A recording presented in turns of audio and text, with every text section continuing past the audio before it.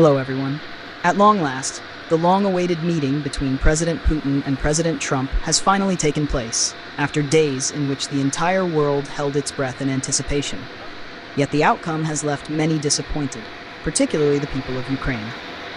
As you may recall, during his election campaign, Mr. Trump repeatedly declared that, if elected, he would bring the war in Ukraine to a swift conclusion. This promise was one of the key reasons he won the presidency, for the American public had grown weary of the conflict.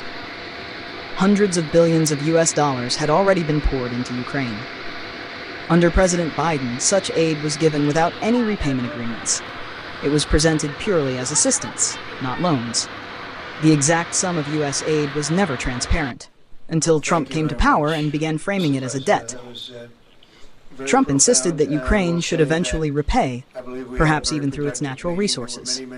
Yet Kyiv has never acknowledged any such debt, maintaining that it was aid, not a loan.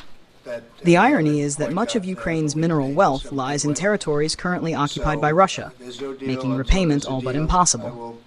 Nevertheless, Trump's rhetoric that Americans deserved something in return struck a chord with voters who were deeply tired of endless foreign aid. This explains much of Trump's electoral success. Americans wanted the war to end quickly, and they wanted to stop financing it.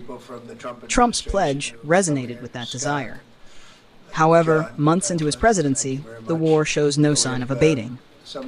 The only clear difference between him and Biden is in approach. Trump has chosen to engage both Russia and Ukraine in dialogue, while Biden preferred a strategy of arming Kyiv and urging Europe to stand firm against Moscow. Biden tied Washington's fate to Europe, insisting that the West must collectively punch Russia. Trump, in contrast, told Europe to fend for itself. If Europeans wanted to oppose Moscow, they could do so, but by buying American weapons with their own money, not by relying on U.S. handouts. Thus, under Trump, Washington appeared closer to Moscow than to its European allies. The recent Alaska summit produced no breakthrough. It was always unlikely, given that Putin remains resolute. Russia, he insists, has abundant missiles and drones, and will fight until Ukraine capitulates. Moscow demands two things: that Ukraine forever renounce NATO membership and Western weapons deployment, and that all territories already seized by Russia remain under its control. Europe calls this blatant aggression. Ukraine, in turn, vows never to cede even an inch of land. With such irreconcilable positions, no mediator, not even Trump, can bridge the divide. Unless something extraordinary occurs, such as the sudden disappearance of either leader or the complete exhaustion of both armies, the prospect of a ceasefire remains remote. Russia still earns money from oil exports and maintains support from Iran and North Korea. Ukraine, for its part, continues to receive Western arms. The war will grind on. Yet the summit did produce unprecedented optics. Trump personally welcomed Putin at the airport, rolling out the red carpet, and even rode with him in his armored limousine to the conference venue.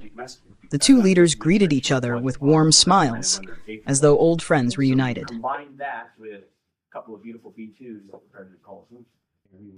For Moscow, this was a diplomatic triumph. After years of US-led isolation and sanctions, Russia suddenly appeared back on the world stage, embraced by none other than Washington itself. That the meeting was held in Alaska, on the narrow frontier separating the two countries, was highly symbolic. It underscored the fact that geographically, Russia and the United States are neighbors, far closer than either is to Europe. Diplomatically, too, the imagery suggested Washington drawing nearer to Moscow while distancing itself from Europe. Before the summit, Trump had vowed he would accept nothing less than a ceasefire, even hinting Ukraine might have to sacrifice territory. Yet after the talks, he emerged smiling, declaring the meeting warm and productive.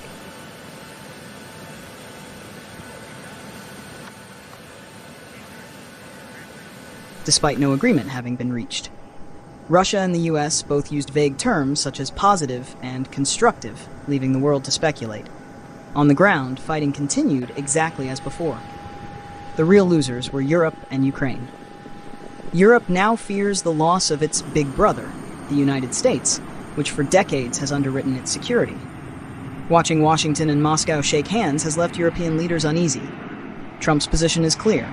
If Europe wants protection, it must pay for it, likely by purchasing US arms. But how long can such a policy last? America changes presidents every 4 years, often alternating between Democrats and Republicans. Today's adversary may be tomorrow's ally, and vice versa.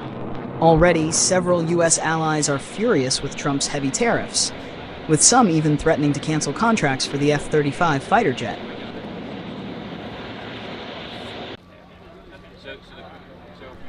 If this continues, one can imagine a future in which Europe and the US drift further apart, or even clash as rivals. So what do you think? Could this new alignment mark a turning point in world politics? Or is it merely another chapter in America's unpredictable foreign policy?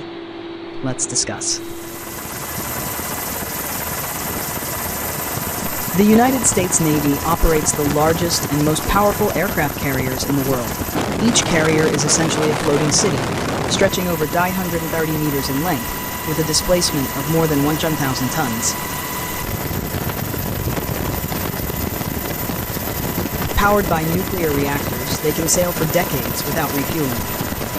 On deck, these carriers host a formidable air wing of 60 to 70 aircraft, including the advanced F-A-18 Super Hornet fighters, the stealthy F-35C Lightning II, and specialized aircraft such as the E-2D Hawkeye for airborne early warning.